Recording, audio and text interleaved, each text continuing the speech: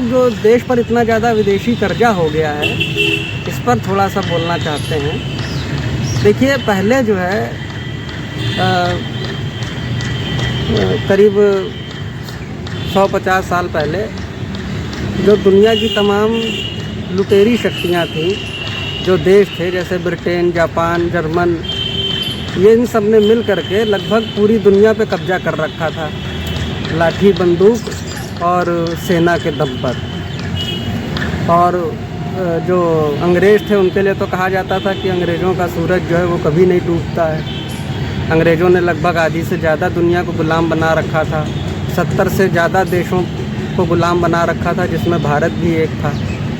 लेकिन आगे चल कर के इन लुटेरी शक्तियों ने ये देखा कि लाठी बंदूक के दम पर अब हम और ज़्यादा लोगों को गुलाम बना के नहीं रख सकते। तो इसलिए इन्होंने जो है, और इन्होंने देखा कि जो है कई देशों में क्रांतियाँ होनी शुरू हो गई हैं। वहाँ पे जो क्रांतिकारी हैं और वहाँ की जो जनता है, उसने बाकायदा हथियारबंद क्रांतियाँ कर दी और इनका राज और इनकी गुलामी उखाड़ के फेंक दी और अपना राज कायम कर लिया।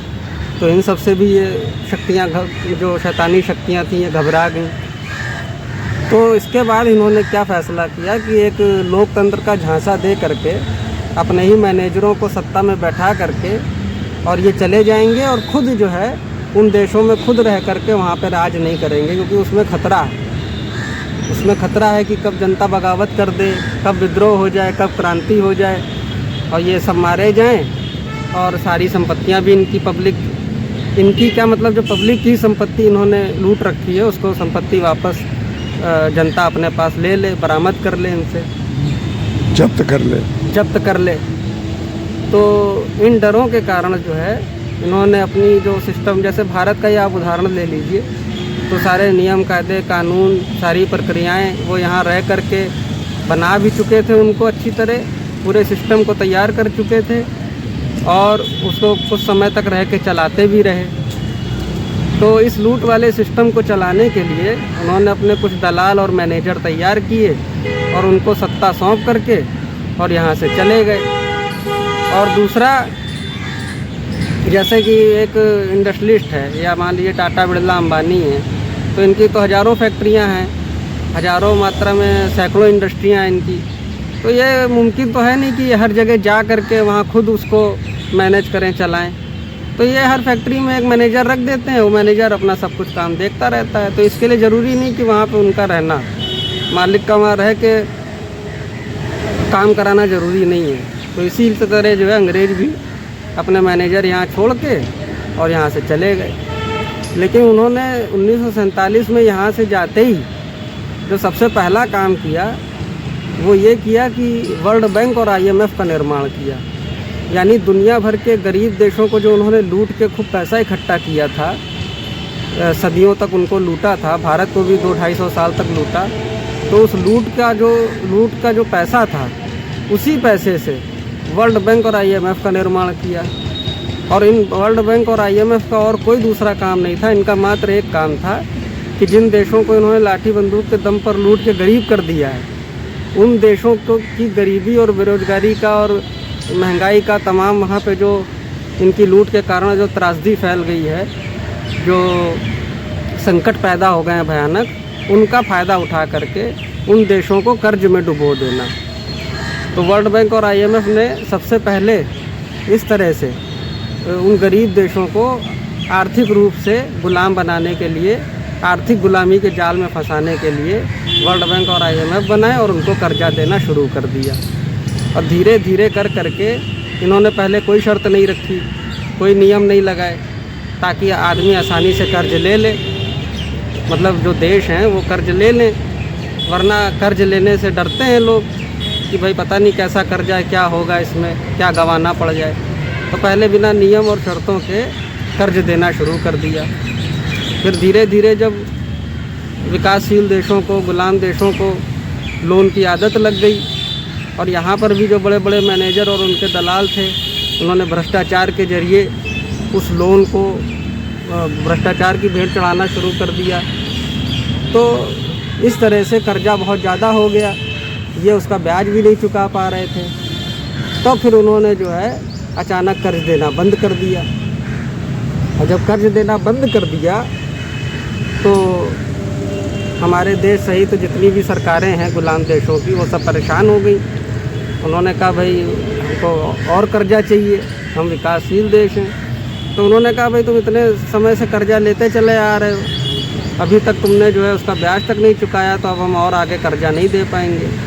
जैसा कि ये मतलब ये वर्ल्ड बैंक, IMF वगैरह जो है ये एक तरह के आधुनिक महाजनी है, जो सूदखोर, साहूकार और महाजन होते थे हमारे पहले समय में। तो ये आधुनिक सूदखोर, आधुनिक महाजन और आधुनिक साहूकार ही हैं। इनका यही काम है कि गरीब देशों को आर्थिक जाल में फंसा के, जिस तरह से जो साहूकार और महाजन होता था वो किसान की गरीबी को, मजबूरी का फ़ायदा उठा के उसको थोड़ा सा लोन दे देता था, और उसके बाद फिर जो है उसकी ज़मीन, उसका घर, उसके गाय बैल, उसके जानवर सब बिकवा देता था। उसके बाद भी उसका कर्ज अदा नहीं हो पाता था, तो बेचारा बाद में वो बंधुआ मजदूर बन जाता था उस महाजन का। उसके बाद भी उसका कर्ज नहीं अदा हो पाता था, तो वो जो उसकी पीढ़ियाँ होती थी वो भी बंधुआ मजदूरी होती थी। तो यही खेल जो है, जो सूदखोरी और महाजनी का खेल था, यही देश के बड़ी बड़ी जो लुटेरी शक्तियाँ थी उन्होंने भी शुरू कर दिया।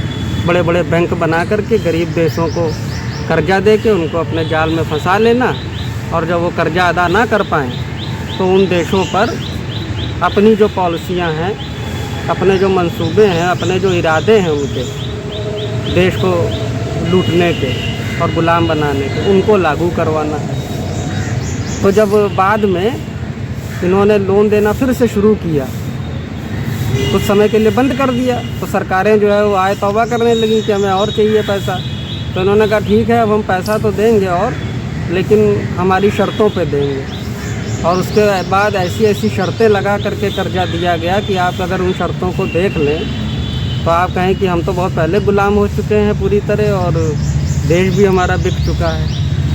उनमें आप अगर गूगल पे जाएंगे, थोड़ा सर्च करेंगे वहाँ पे, तो आपको मुख्य 5 शर्तें उसमें दिखाई देंगी, और उन्हीं के परिणाम आज देश जो है वो भुगत रहा है। तो उसमें पहली शर्त तो यही है कि आपको सरकारी उद्योग जो हैं या जो सरकारी संस्थान हैं उनको पूरी तरह से बंद करके जो निजीकरण है, प्राइवेटाइजेशन है, उसको बढ़ावा देना पड़ेगा। और ये शर्त इसलिए लगाई वर्ल्ड बैंक, IMF वगैरह ने, क्योंकि वर्ल्ड बैंक और IMF के पास जो पैसा है वो दुनिया की बड़ी बड़ी कंपनियों का ही पैसा है। तो वो बड़ी बड़ी कंपनियां जो हैं जिनके पास अथाह पैसा है, वो इसीलिए गरीब देशों को लोन दिलवाती हैं इन बैंकों के माध्यम से, ताकि वहाँ पे वो अपनी कंपनियों का व्यापार बढ़ा सकें। तो जाहिर सी बात है, जब निजी क्षेत्र को बढ़ावा मिलेगा तो निजी क्षेत्र में जिसके पास सबसे ज़्यादा पूंजी है, सबसे ज़्यादा पैसा है, जो सबसे बड़ी कंपनी है, वही अपना वर्चस्व कायम कर लेगी। तो उसमें जो देश के छोटे छोटे पूंजीपति हैं, देश के छोटे छोटे व्यापारी हैं, या देश के बड़े व्यापारी भी हैं, वो भी ऐसी बड़ी कंपनियों के, अंतर्राष्ट्रीय कंपनियों के आगे नहीं टिक पाएंगे, और अंततः बड़ी पूंजी जो है छोटी पूंजी को निगल जाएगी। लेकिन ऐसा करने के लिए उनको सरकार का नियंत्रण ज़रूरी है। तो वो सरकार से उन्होंने पहली शर्त यही रखी कि आप ये सब बंद करके जितने भी सरकारी संस्थान हैं और सरकार के हाथ में जो कुछ है उसको ख़त्म करेंगे और सब प्राइवेटाइजेशन करेंगे, निजीकरण करेंगे। दूसरा जो उन्होंने शर्त रखी वो ये रखी कि आप पब्लिक को जो सुख सुविधाएं दे रहे हैं, जो पेंशन दे रहे हैं, जो उनको सब्सिडियां दे रहे हैं, ये सब जो सुविधाएं आप अपने हिंदुस्तान की जनता को दे रहे हैं, ये सब छीनिए, उनसे वापस लीजिए। और उसके बाद जो उनको टैक्स आपको लेना है उसकी मात्रा बढ़ाइए, टैक्स की मात्रा भी बढ़ाइए, और टैक्स के दायरे में ज़्यादा से ज़्यादा लोगों को भी लाइए, ताकि आपके पास खूब ज़्यादा पैसा इकट्ठा हो सके और आप हमारा लोन। इस तरह से लोगों को दी गई जितनी सुविधाएं हैं, जैसे सरकारी नौकरियां थीं, पेंशन थी, सब्सिडियां थीं, दुनिया भर की जो सुविधाएं लोगों को मिल रही थी, वो धीरे धीरे सरकार ने पब्लिक से छीननी शुरू कर दी, और उनके ऊपर जो है टैक्स वगैरह बढ़ाने शुरू कर दिए, जुर्माने बढ़ाने शुरू कर दिए, छोटी छोटी बात पे चालान करने शुरू कर दिए। तो एक तो दूसरी शर्त ये थी कि पब्लिक की सुविधाओं को छीनो और उनसे, उनको टैक्स के माध्यम से उनसे ज़्यादा से ज़्यादा पैसा पब्लिक से निकालो। दूसरी शर्त ये थी। इसी तरह से एक और बड़ी आप कहेंगे कि बड़ी खतरनाक और भयानक शर्त थी, वो ये थी कि जो रुपया है आपके देश का, उसका अवमूल्यन करो, मतलब जो उसकी वैल्यू है उसको गिराओ। अब ये शर्त आप सुन करके कहेंगे कि ये कैसी शर्त है, लेकिन यही शर्त है कि आपको अपने जो मुद्रा है उसका अवमूल्यन करना पड़ेगा, ताकि जो विदेशी पूंजी है उसका जो वैल्यू है जो वो और बढ़ जाए अपने आप। तो ये भी एक शर्त थी। तो ये 3 शर्तें हमने आपको बताई। इसी तरह से और भी हैं, 5 शर्तें हैं, और 5 के बाद फिर और भी कई सारी शर्तें हैं। ये 5 तो मेन है। कर्मचारियों की भर्ती पर जो प्रतिबंध लगाया गया वो इसी की देन है। हाँ, वो तो मैंने बताया कि सरकारी नौकरियां बंद कर दो, पेंशन बंद कर दो। हाँ। ये सब इनके ये लोग करते रहे। हाँ। और तो इस तरह से जो है कुल मिलाकर बात ये है कि जो लुटेरी और शैतानी शक्तियाँ पहले दुनिया को ज़बरदस्ती सेना और बंदूक के दम पे लूट रही थीं, जब उन्होंने देखा कि अब हम और ज़्यादा दिन इसको इस तरह नहीं लूट सकते, डायरेक्ट लाठी गोली के दम पे गुलाम नहीं बना सकते, तो फिर उन्होंने वर्ल्ड बैंक, IMF जैसे बैंक खोल के और कर्जा दे करके उनको आर्थिक रूप से गुलाम बनाना शुरू किया। और यही कारण है कि जो हमारे रुपए की वैल्यू थी, जो किसी समय जो है वो $1 के बराबर ₹1 होता था, जब सन 47 में यहाँ से अंग्रेज गए हैं, तो $1 के बराबर $1 था, यानी कोई फ़र्क नहीं था। लेकिन इसी कर्जे ने धीरे धीरे हमारी जो है जो मुद्रा थी उसके मूल्य का अवमूल्यन कर दिया, उसको गिराते चले गए। और यही कारण है कि आज जो है करीब हमारा जो है 100 रुपया जो है उनके $1 के बराबर हो रहा है, बैठ रहा है, और ये गिरावट निरंतर चलती चली जा रही है। तो ये है, आर्थिक जाल में पूरे देश को फंसा दिया गया है। फिर इसके बाद इन्होंने ये भी सोचा कि जैसे WHO जैसे जो संगठन है, वर्ल्ड हेल्थ ऑर्गेनाइजेशन, इनके माध्यम से जो मेडिकल का जो क्षेत्र है उस पर भी कब्जा करने का प्रयास किया कि पहले हम मेडिकल की सुख सुविधाओं के नाम पे गरीब देशों को कर्जा देंगे, और जब वो हमारा कर्जदार हो जाएगा तो उससे कहेंगे कि अब सिर्फ हमारा जो एलोपैथिक ट्रीटमेंट है यही तुम्हारे देश में चलेगा, और तुम्हारे देश में जो इंटरनेशनल कंपनियां हैं फलानी उनकी ही ये दवाएं और ये इलाज बिकेगा।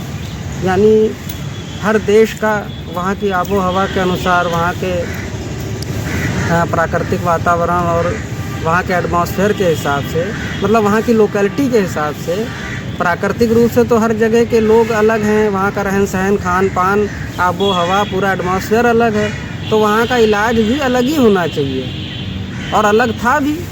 यहाँ भी हमारे यहाँ जो है आयुर्वेद और प्राकृतिक चिकित्सा जैसी पद्धतियाँ थीं जो बहुत फ़ायदेमंद थी, लेकिन जो कि उनको कुछ कंपनियों को पूरी दुनिया में मेडिकल इंडस्ट्रियों, मेडिकल माफिया बन करके पूरे मेडिकल क्षेत्र पे कब्जा करके लूटना था उसको, इसलिए उन्होंने जो है वर्ल्ड हेल्थ ऑर्गेनाइजेशन बनाया, और उसमें भी उन्हीं बड़ी बड़ी जो मेडिकल माफिया कंपनी हैं, इंडस्ट्रियां हैं, उनका पैसा उसमें जमा किया, और उस पैसे को गरीब देशों को लोन देना शुरू कर दिया।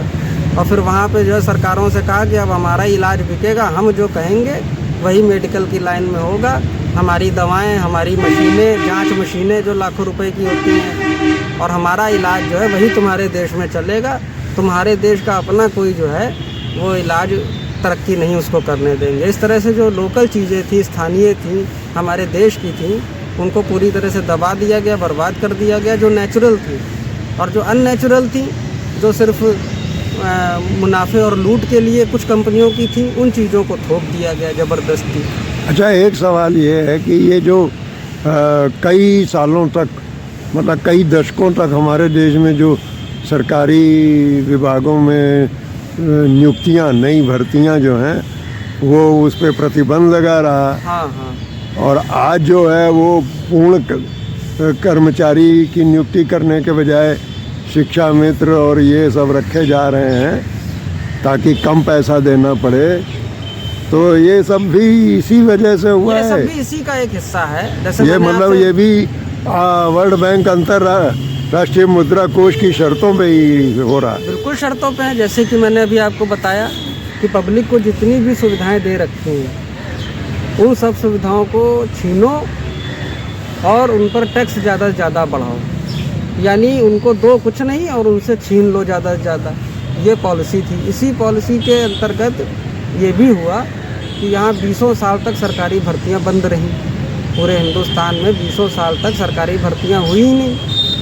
जब नहीं हुई तो यहाँ एक तरफ जो है पूरे हिंदुस्तान का जो सरकारी कामकाज था दफ्तरों का, वो बहुत ज़्यादा बढ़ने लग गया और कर्मचारियों ने जो मांगे उठानी शुरू कर दी, आंदोलन किए कि भाई हमारे पास सबसे बड़ी समस्या है कि स्टाफ का ना होना। जो रिटायर हो रहे हैं, जो सर्विस से हट रहे हैं, उनकी जगह नए नियुक्तियाँ ही नहीं हो रही हैं, तो कैसे कामकाज चलेगा सरकारी। तो यही समस्या लेके ये उन आधुनिक महाजनों और सूदखोरों के पास पहुँचे, वर्ल्ड बैंक और IMF वगैरह के पास।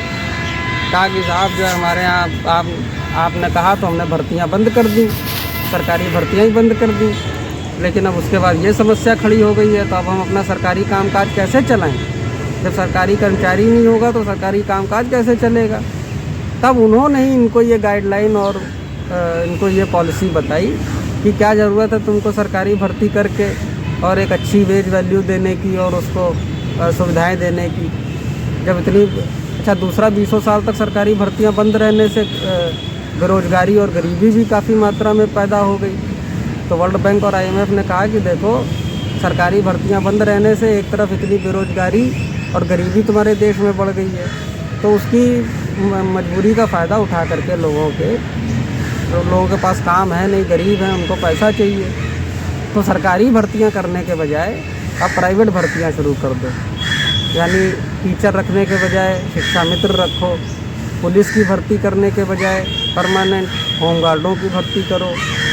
इसी तरह से हर क्षेत्र में किसान मित्र है, आंगनबाड़ी हैं, हर क्षेत्र में daily wages, master roll, outsourcing, संविदा और एडहॉक पे भर्तियां शुरू कर दो। और परमानेंट कर्मचारी ना रखो, प्राइवेट भर्तियां शुरू कर दो। तो इस तरह से जो देश का लाखों करोड़ों जो युवा था, जो नौजवान था, उसको प्राइवेट गुलामी के जाल में फंसा दिया और उसके पूरे जो भविष्य को अंधकारमय कर दिया, बर्बाद कर दिया पूरी तरह से। अब आप देखेंगे कि हर क्षेत्र में, हर विभाग में सरकार के 5-5, 10-10 हज़ार की जो है भूखों मरने की तनख्वाह पर तमाम बेचारे नौजवान जो है वो काम कर रहे हैं और 10-10, 12-12 घंटे, 14-14 घंटे कर रहे हैं, गुलामों की तरह कर रहे हैं। और जो छुट्टी होती है हफ्ते में एक बार, वो भी उनको नहीं मिल रही है और कोई उनको पेंशन नहीं, कोई उनको सुविधा नहीं मिलने वाली, यानी और उसकी कोई ठिकाना नहीं इस नौकरी का कि कब हटा दें कब रखें। तो ये सब है, वही चीज़ हो रही है कि जैसे सूदखोर और महाजन जो है वो किसान को पूरी तरह कर्ज के जाल में फंसा करके और उसको अपना गुलाम बना लेता था, उसका खेत खलिहान, जानवर, गाय भैंस सब बिकवा देता था और अपना गुलाम बना लेता था। इसी तरह से ये जो दुनिया के आधुनिक महाजन हैं और सूदखोर हैं, ये भी जो है जो गरीब देश हैं, विकासशील देश हैं, इनको कर्ज के जाल में फंसा करके इनको पूरी तरह बर्बाद कर देंगे। और वही बर्बादी हमको आज दिखाई दे रही है, निजीकरण के रूप में, ये प्राइवेट गुलामी के रूप में, महंगाई के रूप में, रुपए के अवमूल्यन के रूप में, जो हमारे देश के रुपए की वैल्यू गिर रही है और गरीबी बढ़ रही, बेरोजगारी में तमाम तबाही जो देश में दिख रही है, वो जो है वो इसी गुलामी का नतीजा, आर्थिक गुलामी।